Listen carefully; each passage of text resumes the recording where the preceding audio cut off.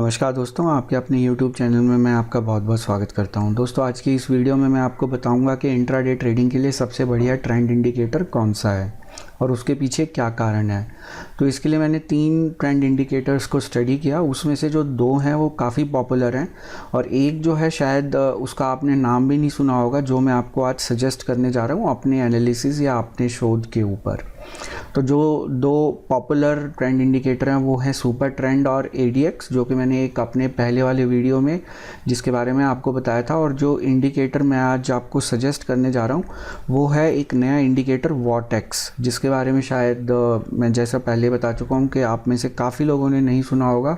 लेकिन ये इंडिकेटर के ऊपर मैं काफ़ी दिनों से रिसर्च कर रहा था और मुझे इंडिकेटर काफ़ी अच्छा लगा। तो इसके पीछे क्या कारण है मैं आपको वो कारण भी बताऊँगा और आपको ग्राफ्स के साथ में आपको ये दिखाऊंगा कि क्यों ये इंडिकेटर बेटर है इंट्राडे ट्रेडिंग के लिए। तो दोस्तों, अब मैं आपको एडवांस में ही बता रहा हूँ कि कुछ दर्शक इस वीडियो में कमेंट करेंगे कि आपने 2 महीने पहले तो ये बताया था, आपने शायद 4 महीने पहले आपने ये वाला इंडिकेटर सजेस्ट किया था इंट्राडे के लिए, या आप पहले ये सजेस्ट कर चुके हैं। तो दोस्तों देखिए, जैसे स्टॉक मार्केट है बहुत डायनेमिक है, उसके अंदर रेट हर सेकंड चेंज हो रहा है, हर समय बदलाव हो रहा है, मौसम का बदलाव हमेशा होता रहता है, दिन होता है, रात होता है। उसी तरीके से हमारे इंडिकेटर भी सेम नहीं रह सकते जो जिनके ऊपर हम निर्णय ले रहे हैं। तो मैं किसी भी समय मैं आपको अपना अगर मैं बढ़ा चढ़ा के नहीं बता रहा, लेकिन किसी भी समय मैं कम से कम 15 से 16 स्ट्रैटेजीज़ के ऊपर काम करता रहता हूँ।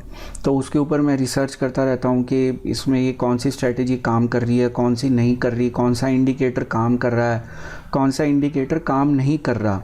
अगर मैं 15 से 20 स्ट्रैटेजी के ऊपर काम करूंगा तो आप दोस्तों, मैं आपको ये लिख के दे सकता हूं कि उन 15-20 में से सिर्फ एक आधी कोई स्ट्रैटेजी काम की निकलेगी। काम की मतलब कि जो बिल्कुल शॉर्ट जिसको कहते हैं कि वो वर्क करेगी।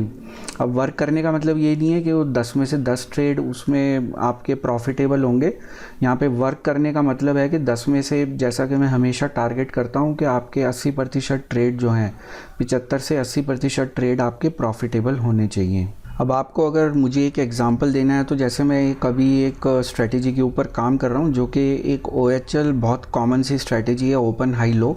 लेकिन इसके अंदर मैं सिर्फ OHL पे काम नहीं कर रहा, मैं इसके साथ और इसके अंदर एडिशन डिलीशन कर रहा हूँ कि इसमें आप क्या सेटिंग्स करें, कौन कौन से इंडिकेटर आप इसके साथ यूज़ करें ताकि आपको मुनाफा हो।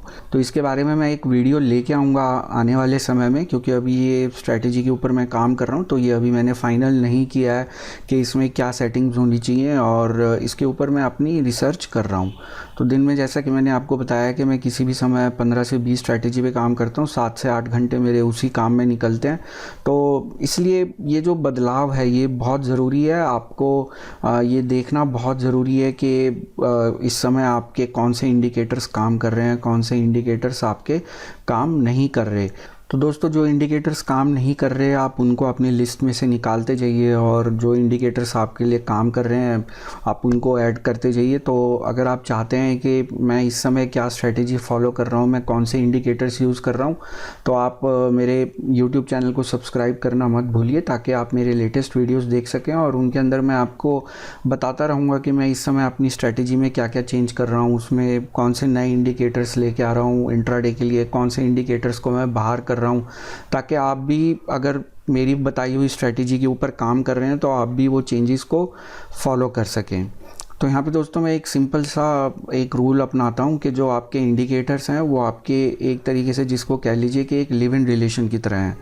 तो जब तक आपकी रिलेशन वर्क कर रही है इन इंडिकेटर्स के साथ, आप उनके साथ हैं, आपके साथ वो इंडिकेटर्स हैं, तो दोनों आपस में एक दूसरे की म्यूचुअली बेनिफिशियल, जिसको कहते हैं कि रिलेशन है, एक लिव इन रिलेशन है, कोई कमिटमेंट नहीं है। हो सकता है कि हमारी ये लिव इन रिलेशन 10 दिन चले, 1 महीना चले, 2 महीना चले, या हो सकता है कई साल चलती रहे। लेकिन अब जिस दिन हमारी ये रिलेशन वर्क करना बंद कर गई, उस दिन गुड बाय टाटा। तो मार्केट में नुकसान वही लोग उठाते हैं कि जो अपने इंडिकेटर्स के साथ शादी कर लेते हैं। तो उनका शादी करने का मतलब ये है कि बस वो अपनी ट्रेडिंग जब उन्होंने शुरू करी तो वही जो इंडिकेटर्स उनको अच्छे लगे वही फॉलो करते रहेंगे। अब वो इंडिकेटर काम कर रहे हैं नहीं कर रहे, आपको नुकसान दे रहे हैं वो इंडिकेटर, तब भी आप सिर्फ जो बाकी लोग बोल रहे हैं आपको, तो आप इसलिए उन इंडिकेटर्स का इस्तेमाल कर रहे हैं। तो जो आपके पॉपुलर इंडिकेटर्स हैं, तो जैसा कि मैंने आपको एक अपनी स्क्रीन पे अभी दिखाया कि जिस नई स्ट्रैटेजी के ऊपर मैं काम कर रहा हूँ, उसमें आप मानेंगे नहीं कि मैं इंट्राडे में स्टॉकेस्टिक, RSI या MACD, ये जो 3 पॉपुलर इंडिकेटर्स हैं, इनमें से मैं 2 का इस्तेमाल नहीं कर रहा। तो ऐसा नहीं कि मेरी स्ट्रैटेजी फेल हो जाएगी या उसके अंदर वो काम नहीं करेगी। तो कहने का मतलब ये है कि आप हमेशा अपनी ट्रेडिंग स्ट्रैटेजी में बदलाव करते रहिए, उसको बेहतर बनाते रहिए। मार्केट के साथ साथ, जैसा कि मैं अपनी एक वीडियो में बता चुका हूँ कि मार्केट अगर आप ट्रेंड में है तो आपके इंडिकेटर्स की लिस्ट अलग होगी, मार्केट डाउन ट्रेंड में है इंडिकेटर्स की लिस्ट अलग होगी, मार्केट साइडवेज है तो इंडिकेटर की लिस्ट अलग होगी। तो आपको ये सारे जो इंडिकेटर्स आप यूज़ कर रहे हैं, इंट्राडे के लिए अलग इंडिकेटर्स होंगे, स्विंग ट्रेड के लिए अलग इंडिकेटर्स होंगे, और लॉन्ग टर्म अगर आप निवेश कर रहे हैं 1 से 2 साल के लिए तो उसके लिए इंडिकेटर्स अलग होंगे। तो दोस्तों ये आपको बदलाव करना पड़ेगा, उसके लिए आपको अपना माइंडसेट चेंज करना पड़ेगा कि कोई भी इंडिकेटर परमानेंटली मेरे एनालिसिस की लिस्ट में नहीं है। जब भी मुझे लगेगा कि मुझे उससे बेहतर इंडिकेटर मिल गया, मैं अपने पिछले वाले इंडिकेटर को निकाल दूंगा। तो मैं इन इंडिकेटर्स को एक लिव इन रिलेशन की तरह लेता हूं, जब तक ये मेरे काम आ रहे हैं, जब तक हम दोनों मुनाफा कमा रहे हैं तब तक ठीक है। और जब मुझे लगता है कि ये अब काम नहीं कर रहे तो मैं उनको अपनी लिस्ट से, जैसा कि मैंने आपको बताया, निकाल देता हूँ। जैसा कि मैंने आपको बताया कि इंट्राडे ट्रेंड इंडिकेटर के लिए मैंने 3 इंडिकेटर्स को स्टडी किया, जिसमें से 2 काफ़ी पॉपुलर हैं, सुपर ट्रेंड और आपका ADX, और तीसरा जो वॉटेक्स जो मैं आपको सजेस्ट करने जा रहा हूँ वो काफ़ी लोगों को नहीं मालूम। तो आइए देखते हैं दोस्तों कि ये इसमें मैंने वॉटेक्स को ही क्यों सेलेक्ट किया और उसके पीछे क्या कारण है। तो यहाँ पे मैंने कुछ चार्ट्स ओपन किए हैं आपको दिखाने के लिए। तो जैसे कि मैं आपको ये चार्ट दिखाता हूँ जिसके अंदर मैंने तीनों इंडिकेटर्स बैंक ऑफ बड़ौदा के स्टॉक के ऊपर लगाए हुए हैं। तो ये जो है ये सुपर ट्रेंड है, और ये जो सेकंड वन है ये आपका ADX है, और तीसरा आपका वॉटेक्स है। तो दोस्तों देखिए, यहाँ पे जो इंट्राडे है वहाँ पे जो आपका ट्रेंड इंडिकेटर आप यूज़ कर रहे हैं उसकी सबसे बड़ी खासियत ये होनी चाहिए कि वो सबसे ज़्यादा रिस्पॉन्सिव होना चाहिए कि जब ट्रेंड चेंज हो रहा है, क्योंकि आपका जैसे ही ट्रेंड चेंज हुआ आपको मालूम पड़ना चाहिए। अगर आपका मान लीजिए ट्रेंड चेंज हो गया, आपको मालूम ही नहीं है, तो आप नुकसान में जाएंगे, क्योंकि आप उसी इंडिकेटर के भरोसे आप अपना निर्णय ले रहे हैं। दूसरा जो उसके अंदर खासियत होनी चाहिए वो ये होनी चाहिए कि वो ज़्यादा रिस्पॉन्सिव होना चाहिए। रिस्पॉन्सिव मतलब मान लीजिए अगर 2 इंडिकेटर हैं, उनमें से उन्होंने ट्रेंड चेंज तो बता दिया जब हुआ, लेकिन अगर एक इंडिकेटर जो दूसरे से पहले बता रहा है और एक्चुअल में ट्रेंड चेंज हो जाता है, तो मैं वो पहले वाले इंडिकेटर को प्रेफर करूँगा। तो इन्हीं 2 पॉइंट्स के बेसिस के ऊपर मैंने वॉटेक्स को सेलेक्ट किया है। तो मैं आपको दिखाता हूँ अपने चार्ट में कि इसके पीछे क्या कारण है। देखिए दोस्तों, ADX के साथ 2 प्रॉब्लम है। ADX मैंने आपको सजेस्ट तो किया था पहले, लेकिन इसके अंदर काफ़ी लोग इस ADX को कॉम्प्रीहेंड नहीं कर पाते। कॉम्प्रीहेंड मतलब कि उसको समझ नहीं पाते कि इसमें ट्रेंड में हो क्या रहा है। तो दोस्तों उस चार्ट को स्टडी करने से पहले मैं आपको ये वाला चार्ट दिखाना चाहूँगा। जैसे यहाँ पे मैंने ADX प्लॉट किया हुआ है। तो अब ADX क्या होता है दोस्तों, इसका एक पिक्यूलियर फीचर है कि ये कई लोगों को ऐसा लगता है कि जब ये बढ़ रहा है तो इसका मतलब स्टॉक ऊपर जाएगा, और जब ये नीचे जा रहा है तो इसका मतलब स्टॉक नीचे आएगा। ऐसा नहीं होता, जो कि अब आप अपनी स्क्रीन पे साफ देख सकते हैं। तो अगर मेरे को आपको ADX और सिर्फ स्टॉक का प्राइस दिखाना है तो इस समय मैंने वॉटेक्स इंडिकेटर को डिलीट कर दिया ताकि आपको अपनी स्क्रीन पे साफ दिखे मैं क्या कहने की कोशिश कर रहा हूँ। तो यहाँ देखिए दोस्तों, बहुत साफ़ है, मतलब इसमें मुझे कुछ कहने की भी ज़रूरत नहीं है कि आपका यहाँ पे स्टॉक का प्राइस नीचे आ रहा है और ADX आपका ऊपर जा रहा है। अब यहाँ पे काफ़ी लोगों को धोखा हो जाता है। अब धोखा किस लिए हो जाता है कि उनको लगता है कि ADX ऊपर जा रहा है तो स्टॉक का प्राइस ऊपर जाएगा। लेकिन मैं हमेशा आपको अपने हर वीडियो में जिसमें मैंने ADX के बारे में चर्चा की है, मैंने आपको ये बताया है कि ADX जो है वो ट्रेंड बताता है। अब यहाँ पे एक्चुअली ये ऊपर जा रहा है, इसका मतलब कि जो ये डाउनवर्ड ट्रेंड है ये स्ट्रॉन्ग हो रहा है, इसको ऐसे रीड किया जाता है। लेकिन फिर भी काफ़ी लोगों को इसमें कन्फ्यूजन रहता है। अब यहाँ पे आप देखेंगे कि स्टॉक जो है वो ऊपर जा रहा है बैंक ऑफ बड़ौदा का, लेकिन ADX आपका नीचे आ रहा है।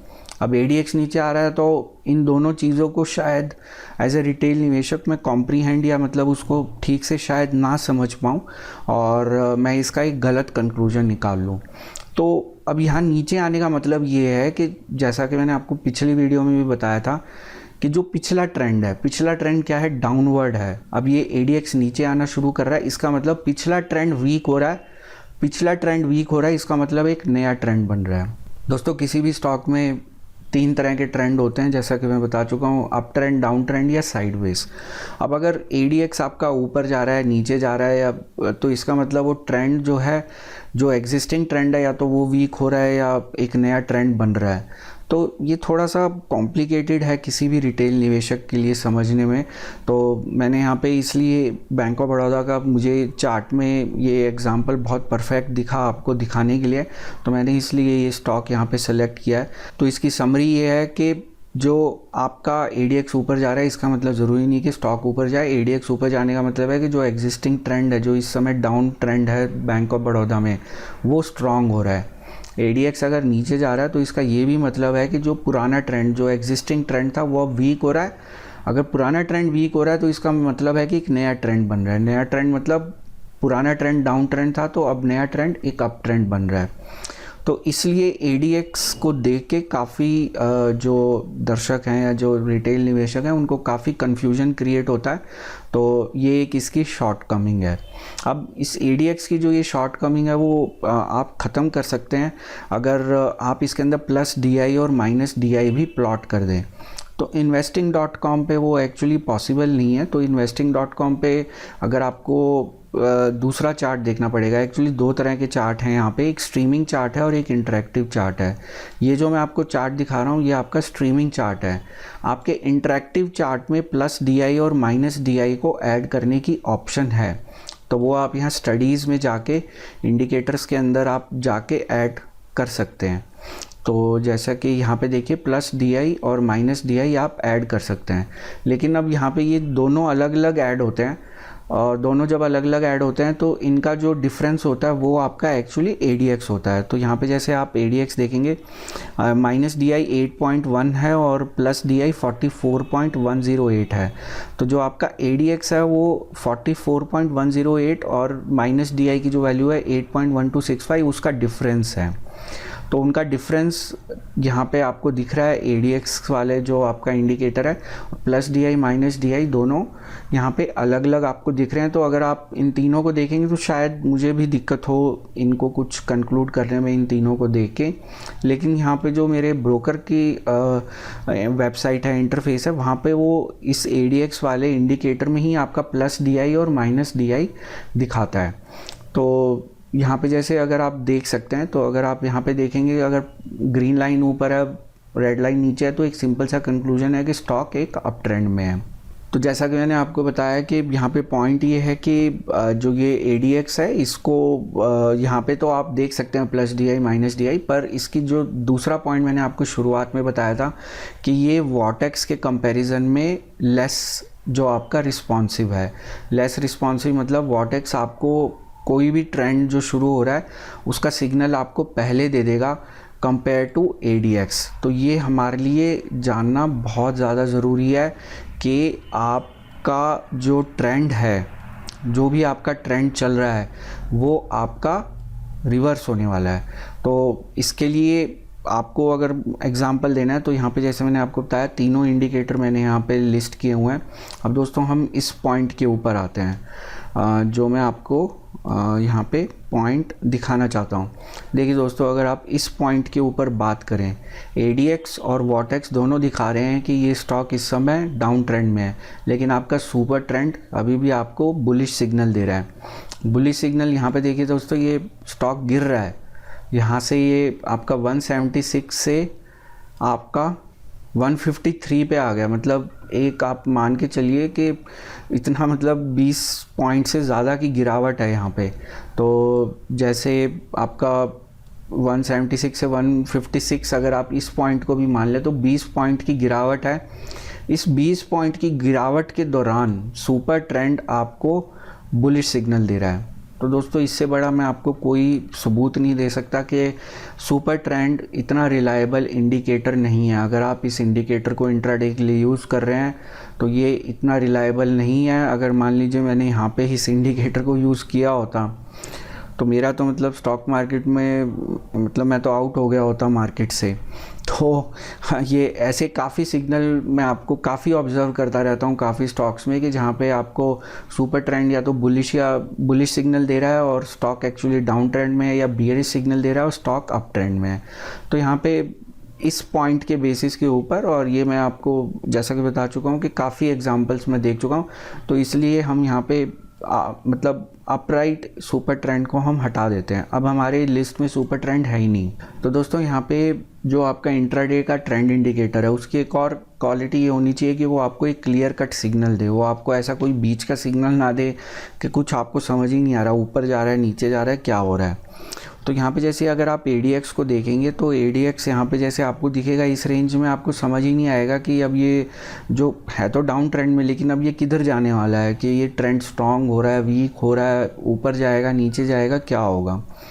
तो ये आपको क्लियर सिग्नल नहीं देता। अगर आप प्लस DI और माइनस DI प्लॉट करें तो तब शायद आपको क्लियर कट सिग्नल मिले। लेकिन उसमें भी जब अगर आपको प्लस DI और माइनस DI प्लॉट करेंगे उसमें ये आपका वॉटेक्स के कंपैरिजन में लीस्ट रिस्पॉन्सिव है। जैसे अब यहाँ पे देखिए दोस्तों, यहाँ पे आपका ट्रेंड चेंज हुआ। ट्रेंड मतलब बियरिश से बुलिश चेंज हो रहा है, क्योंकि ये आपकी ग्रीन लाइन ऊपर आ रही है रेड लाइन के ऊपर। अब आप देखेंगे कि वॉटेक्स में ये लाइन आपके ADX के मुकाबले पहले आपकी चेंज हो गई, क्रॉसओवर हो गया। वॉटेक्स में ADX के मुकाबले पहले क्रॉसओवर हो गया ग्रीन लाइन का। इसका मतलब वॉटेक्स ने आपको ADX से पहले सिग्नल दे दिया कि अब ये आपका ट्रेंड जो है वो बुलिश हो गया। तो यहाँ पे आप देख भी सकते हैं, स्टॉक प्राइस में भी आप देख सकते हैं कि आप जिस पॉइंट के ऊपर मैं बात कर रहा हूँ उस पॉइंट के बाद ये स्टॉक ऊपर आ गया। लेकिन जब आपको ADX ने दिया तब वो ऑलरेडी स्टॉक आपका लगभग जिसको बोलेंगे कि आपका 159 से लगभग 167 या 8 तक मूव कर चुका था। मतलब उसमें ऑलरेडी 8 या 9 रुपए की मूवमेंट हो चुकी थी। तो ये 8-9 रुपए की मूवमेंट मतलब आप ये लगा लीजिए कि आपका पूरे दिन का मुनाफा या नुकसान है। और अगर आप BTST ले रहे हैं तो, क्योंकि मैंने यहाँ 1 डे की सिलेक्शन ली हुई है, तो अगर आप BTST ले रहे हैं तो आप अगर 8-9 रुपए का यहाँ पे मूवमेंट अगर आप मिस कर दें तो आपको काफ़ी नुकसान उठाना पड़ सकता है, या एक अपॉर्चुनिटी लॉस कह लीजिए। तो अगर हम इस चार्ट की सेटिंग भी चेंज करते हैं तो यहाँ पे आप अगर इंट्राडे के हिसाब से भी अगर हम जैसे मैंने आपको बताया देखें तो यहाँ पे आप देख सकते हैं कि हमने यहाँ पे 15 मिनट की सेटिंग ले ली। तो दोस्तों मैं आपको यहाँ पे एक एग्जांपल दिखाना चाहूँगा कि जो आपका इंडिकेटर है वॉटेक्स वो आपका ADX से ज़्यादा रिस्पॉन्सिव है। देखिए दोस्तों, यहाँ पे जिस पॉइंट के ऊपर वॉटेक्स ने आपको सिग्नल दिया कि स्टॉक अब बियरिश ट्रेंड में जा रहा है या डाउन ट्रेंड में जा रहा है, उस समय प्राइस था 163 रुपीज़ 70 पैसा। लेकिन जिस समय आपको जो आपके ADX ने जिस समय सिग्नल दिया, यहाँ पे देखिए क्योंकि क्रॉसओवर 2 बार हुआ तो हम यहाँ पे मानेंगे कि इस समय आपको सिग्नल दिया गया। तो यहाँ पे 1 रुपये उससे नीचे था। तो इंट्राडे में 1 रुपये का बहुत ज़्यादा महत्व होता है। तो जैसा कि हमने यहाँ देखा कि लगभग 1 रुपये 30 पैसे का डिफरेंस आ रहा है। तो वॉटेक्स ने आपको पहले ही बता दिया कि ये स्टॉक अब डाउन ट्रेंड में जा रहा है, जबकि ADX ने जब आपको बताया तब तक वो ऑलरेडी 1.5 रुपये नीचे आ चुका था। तो दोस्तों इस तरह से मतलब आपको काफ़ी सिग्नल्स मिल जाएंगे और उसके अंदर आपको क्लियर कट दिखेगा कि जो आपका वॉटेक्स है वो आपका ज़्यादा रिस्पॉन्सिव है कंपेयर टू आपके ADX। तो दोस्तों यहाँ पे हम एक और एग्जांपल लेते हैं, ITC का एग्जांपल लेते हैं। तो ITC के एग्जांपल में अगर आप देखें, आप यहाँ पे देख सकते हैं, अगर आप ADX को फॉलो करें तो ये एक्चुअली इस एरिया को कंजेशन एरिया भी कहते हैं, जहाँ पे आप जैसे अगर आप ये ब्लैक लाइन देखें तो आपको जैसे मैंने बताया कि जहाँ पे आपको डिसाइड नहीं कर पाते या लाइन ये जो स्ट्रेट रहती है, लेकिन अगर आप वॉटेक्स को देखें तो यहाँ पे इसने एक क्लियर सिग्नल दिया कि अब ट्रेंड बुलिश हो रहा है, और इससे पहले जो ट्रेंड था वो डाउन ट्रेंड था। तो ये बुलिश ट्रेंड थोड़े समय चला, लेकिन आपको इंट्राडे के हिसाब से सिग्नल्स मिलते रहते हैं कि अब ये जो ट्रेंड है ये बुलिश है या ये आपका ट्रेंड बियरिश है। तो काफ़ी जगह ऐसा भी होता है कि आपको एक साथ सिग्नल मिल जाता है, लेकिन फिर भी आप देखेंगे कि वॉटेक्स आपको हमेशा थोड़ा सा पहले आपको बता देगा। तो जैसे यहाँ पे अगर मुझे यहाँ एग्जांपल लेना है, तो जब यहाँ पे बुलिश सिग्नल स्टार्ट हुआ, आपको ADX ने बताया 329 रुपीज़ 85 पैसे पे जब ये क्रॉस ओवर हुआ। तो आपको वॉटेक्स ने बताया लगभग इन दोनों प्राइस पॉइंट्स के बीच, मतलब लगभग आप जिसको कह लीजिए अप्रॉक्सीमेटली आपको 75 पैसे या 1 रुपये के आसपास पहले आपको बता दिया गया कि ये अब आपका सिग्नल जो है वो अप ट्रेंड हो रहा है, क्योंकि ये क्रॉस ओवर इन दोनों लाइंस के बीच में है। तो हम एग्जैक्ट प्राइस पॉइंट नहीं पता कर पा रहे हैं, लेकिन इंट्राडे के पॉइंट ऑफ व्यू के हिसाब से लगभग वॉटेक्स ने आपको 75 पैसे पहले बता दिया कि ये स्टॉक अब एक अप ट्रेंड में जा रहा है। तो दोस्तों इंट्राडे में आपके 50 पैसे, 75 पैसे, 1 रुपये की मूवमेंट में आपका काफ़ी जो है फ़ायदा और नुकसान हो सकता है। तो यहाँ पे हमने क्लियरली देखा कि वॉटेक्स आपका जो है वो ज़्यादा रिस्पॉन्सिव है कंपेयर टू आपके ADX। तो दोस्तों अगर लास्ट एग्जांपल मुझे आपको दिखाना है, तो आप यहाँ पे देखेंगे कि आपको वॉटेक्स ने इस पॉइंट के ऊपर आपको सिग्नल दे दिया कि ये अब स्टॉक जो है वो अप ट्रेंड में जा रहा है। तो उस समय आपका प्राइस था लगभग 310 रुपये, और जिस समय आपको ADX ने सिग्नल दिया उस समय आपका प्राइस मूव कर चुका था लगभग 312 रुपये के आसपास। तो यहाँ पे आपने लगभग 2 रुपये की प्राइस मूवमेंट मिस कर दी होती अगर आप ADX को फॉलो कर रहे होते। तो इन एग्जांपल्स के द्वारा मैंने आपको सिर्फ ये बताने की कोशिश की है कि जो वॉटेक्स जो है वो आपका ज़्यादा रिस्पॉन्सिव है कंपेयर टू आपके ADX। तो इसलिए ये जो पॉइंट है ये प्लस पॉइंट है वॉटेक्स का। तो क्योंकि दोस्तों अब हमें क्लैरिटी हो चुकी है कि हमें कौन सा जो है इंडिकेटर इस्तेमाल करना है, तो अब मैं आपको इस इंडिकेटर के बारे में कुछ इम्पॉर्टेंट पॉइंट्स बताना चाहता हूँ जो वॉटेक्स इंडिकेटर है। तो इसके अंदर जैसा कि मैंने आपको पहले बताया कि इसके अंदर आपको क्लियर सिग्नल्स मिलेंगे, कोई न्यूट्रल साइन नहीं मिलेगा। किसी भी पॉइंट पे आप देखेंगे आपको ये सिग्नल मिलेगा कि स्टॉक आपका बुलिश है या बियरिश है। तो इसमें कोई भी न्यूट्रल साइन नहीं होता, और ये सबसे ज़्यादा रिस्पॉन्सिव है बाकी ट्रेंड इंडिकेटर्स के। इसमें दोस्तों ये 2 लाइनें होती हैं, इसको जो ब्लू लाइन है इसको +VI कहते हैं, और जो आपकी रेड लाइन है इसको -VI कहते हैं। अब इन दोनों लाइन्स के बीच में जितना ज़्यादा गैप होगा वो आपको उतना स्ट्रॉन्ग जो है ट्रेंड आपको पता लगेगा कि उतना ज़्यादा स्ट्रॉन्ग ट्रेंड है। अब दोस्तों यहाँ एक चीज़ का और ध्यान रखिए कि जो ये वॉटेक्स इंडिकेटर है इसके अंदर 3 वैल्यूज़ काफ़ी इंपॉर्टेंट हैं। ये जो आपकी लाइंस मूव करती हैं वो 1 जो वैल्यू है यहाँ पे आप देखेंगे 1 इसके अराउंड मूव करती हैं। और आपको अगर कंफर्म्ड सिग्नल्स चाहिए, अगर आप स्विंग ट्रेड के लिए भी इस इंडिकेटर का इस्तेमाल कर सकते हैं। अगर आपको कंफर्म्ड सिग्नल चाहिए तो आप 2 और वैल्यूज़ का ध्यान रखिए, 1.1 और 0.9। तो इन वैल्यूज़ को रीड कैसे करना है वो मैं आपको अभी बताता हूँ। तो अगर ये दोनों +VI और -VI अगर आपकी मूव कर रही हैं 1.10 और 0.90 के बीच में, जैसे कि आप यहाँ पे देख सकते हैं, तो दोस्तों ये जो आपका जो एरिया है या ये जो आपका ट्रेडिंग जोन है इसको हम कंजेशन पीरियड भी कहते हैं। तो कंजेशन पीरियड में आपके कोई क्लियर कट सिग्नल्स नहीं होते।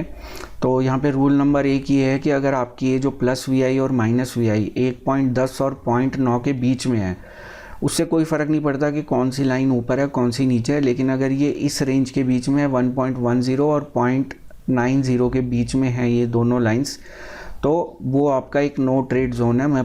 अगर ये दोनों लाइंस उसके बीच में होती हैं तो मैं कोई ट्रेड नहीं लेता। तो बुलिश सिग्नल कब जनरेट होता है? बुलिश सिग्नल जनरेट होता है जब आपकी ब्लू लाइन जो +VI है, +VI को हम ब्लू लाइन बोलेंगे और -VI को हम रेड लाइन बोलेंगे। जब आपकी +VI या ब्लू लाइन जो है वो -VI या रेड लाइन को क्रॉस करके ऊपर आ जाए और आपकी जो ब्लू लाइन है वो 1 से ऊपर होनी चाहिए, तो वो आपका बुलिश सिग्नल है। जैसे यहाँ पे अगर आप देखेंगे आपकी ब्लू लाइन 1.05 पे है और वो रेड लाइन से ऊपर है और वो 1 से भी ऊपर है, तो ये आपका इंट्राडे के हिसाब से एक बुलिश सिग्नल हो सकता है। अब आप बियरिश सिग्नल किसको कहेंगे? जब आपकी रेड लाइन जो है वो प्लस VI के ऊपर आ जाए, जैसे यहाँ पे, तो वो प्लस VI के ऊपर आ गई, ब्लू लाइन के ऊपर आ गई और वो 1 से ऊपर हो। तो जैसे रेड लाइन 1 से ऊपर हो और वो आपकी ब्लू लाइन के भी ऊपर हो, तो ये आपका एक बियरिश सिग्नल है। यहाँ पे आप साफ देख सकते हैं कि स्टॉक जो है वो या तो नीचे रहेगा या एक में भी कई बार हो सकता है कि वो एक साइडवे मूवमेंट में रहे। तो जैसे यहाँ पे आप देखेंगे कि जब बियरिश सिग्नल जनरेट हुआ तो स्टॉक नीचे जा रहा था, तो ये आपका एक बियरिश सिग्नल होता है। तो आप स्विंग ट्रेड तब लेंगे जब आपकी रेड लाइन 0.9 से नीचे हो और ब्लू लाइन 1.10 से ऊपर हो। तो आप इस पॉइंट के ऊपर देखिए, आपकी ब्लू लाइन 1.1053 है और आपकी रेड लाइन 0.8628 है। तो यहाँ पे आप स्विंग ट्रेड ले सकते हैं क्योंकि ये कंफर्म्ड बुलिश सिग्नल है। तो आपका कंफर्म बेयरिश सिग्नल कब होता है? कि जब आपकी रेड लाइन जो है वो 1.10 से ऊपर हो, जैसे ये पॉइंट आप देख सकते हैं 1.12, और आपकी ब्लू लाइन 0.90 से नीचे हो। तो ये लगभग आपकी ब्लू लाइन जो है इस समय आपकी 0.81 पे है। उसके बाद आप देखेंगे कि स्टॉक नीचे जा रहा है, तो ये स्विंग ट्रेड के लिए बेस्ट सिनेरियो है। अब ट्रेंड रिवर्सल कब होता है? देखिए, ट्रेंड रिवर्सल तब होता है कि जब अगर आप ये बियरिश ट्रेंड में है, जब आपकी ब्लू लाइन 1.10 के ऊपर ही रहे तब तक आपका ट्रेंड बियरिश है। लेकिन अगर ये लाइन अब 1.10 के नीचे आ रही है, तो यहाँ पे आप देखेंगे कि यहाँ इस पॉइंट के बाद ये नीचे आनी शुरू होगी, तो इसका मतलब अब ट्रेंड रिवर्सल होने वाला है। तो जब आपकी ये रेड लाइन अगर बियरिश फेज से 1.10 से नीचे आ जाए, तो इसका मतलब आपका ट्रेंड रिवर्सल होने वाला है और ब्लू लाइन जो है वो आपकी 0.90 से ऊपर मूव करना शुरू कर देगी। उसी तरीके से जो बुलिश ट्रेंड है उसका ट्रेंड रिवर्सल कब होता है? जब आपकी ये जो ब्लू लाइन है ये आपकी 1.10 से नीचे आनी शुरू हो जाए और आपकी रेड लाइन जो है वो 0.90 से ऊपर चली जाए। और जैसा कि मैंने आपको कहा कि 1.10 और 0.90 के बीच में जो भी आपकी ट्रेडिंग होती है वो एक कंजेशन जोन होता है। अगर दोनों लाइन उन दोनों वैल्यूज़ के बीच में है तो उस समय आपका कोई ट्रेड नहीं होता। तो जैसे जैसे आप इस इंडिकेटर को देखेंगे, आप इसका इस्तेमाल करेंगे तो आपको और क्लैरिटी होती जाएगी। तो जैसे मैंने आपको बताया कि कंजेशन पीरियड होता है, तो ये देखिए ये कंजेशन पीरियड का एग्जांपल है। यहाँ पे कोई भी ट्रेंड नहीं है और इस समय आप कोई भी ट्रेड ना करें। और आप देख सकते हैं स्टॉक का प्राइस भी इस समय आपका जो एक रेंज बाउंड है। तो दोस्तों, मुझे उम्मीद है कि आपको ये आज का वीडियो पसंद आया होगा। अगर ये वीडियो आपको पसंद आया तो आप नीचे दिए गए लाइक आइकन पे ज़रूर क्लिक करें, और यदि आपने इस चैनल को अभी तक सब्सक्राइब नहीं किया तो आप इसी तरीके से ज्ञानवर्धक और जानकारी से भरपूर वीडियोस देखने के लिए अपनी स्क्रीन पे दिए गए सब्सक्राइब ऑप्शन को ज़रूर क्लिक करें या नीचे दिए गए सब्सक्राइब बटन को दबाएँ और उसके साथ दिए गए बेल नोटिफिकेशन को क्लिक करना ना भूलें। उससे आप सभी वीडियो सबसे पहले देख पाएंगे। दोस्तों, इस चैनल का एक डिस्क्लेमर भी है। डिस्क्लेमर ये है कि ये वीडियो मैंने सिर्फ एजुकेशन और इन्फॉर्मेशन पर्पज़ के लिए बनाया है। इसमें मैंने जो भी स्टॉक्स डिस्कस किए हैं वो किसी भी तरीके से मेरी तरफ से कोई सजेशन नहीं है, ना रिकमेंडेशन है बाय करने की, सेल करने की या होल्ड करने की। और आप कोई भी पोजीशन ना लें इस वीडियो के बेसिस के ऊपर। अगर आप किसी भी तरीके का कोई निवेश करना चाहते हैं तो आप अपने फाइनेंशियल प्लानर या इन्वेस्टमेंट एडवाइज़र की सलाह ज़रूर लें और उन्हीं की सलाह के ऊपर आप कोई निर्णय लें किसी भी तरह के निवेश का या ट्रेड करने का। दोस्तों, इस वीडियो को देख के यदि आप कोई भी पोजीशन लेते हैं, कोई भी निर्णय लेते हैं, तो उसके वित्तीय गैर वित्तीय प्रभाव का मैं या कोई भी व्यक्ति या कोई भी कंपनी किसी तरीके से जिम्मेवार नहीं होंगे। और इस वीडियो के शुरू में दिखाए गए डिस्क्लेमर को आप ज़रूर पढ़ें और इस वीडियो को देखने के लिए आपका बहुत बहुत धन्यवाद।